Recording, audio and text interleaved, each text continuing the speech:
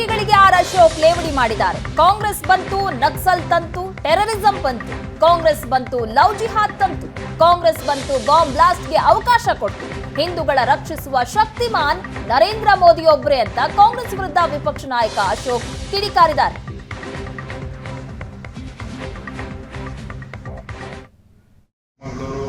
ಎಲ್ಲ ಕಡೆ ನಕ್ಸಲ್ ಶುರುವಾಗಿದೆ, ಬೇಟೆ ಶುರುವಾಗಿದೆ.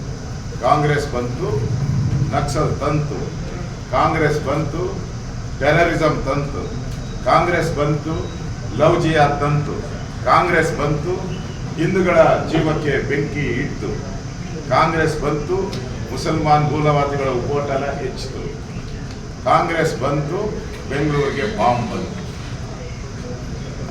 ಇದು ಬರೀ ಟ್ರೈಲರ್ ಅಷ್ಟೇ. ಇದು ಅವ್ರು ಕೊಟ್ಟಿರೋ ಗ್ಯಾರಂಟಿಗಳ ಟ್ರೈಲರ್ ಅಷ್ಟೇ.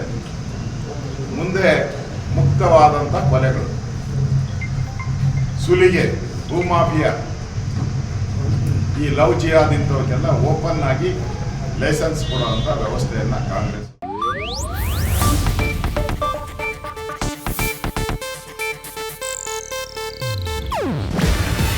ಇದು ಏಷ್ಯಾನೆಟ್ ನ್ಯೂಸ್ ನೆಟ್ವರ್ಕ್ ಪ್ರಸ್ತುತಿ.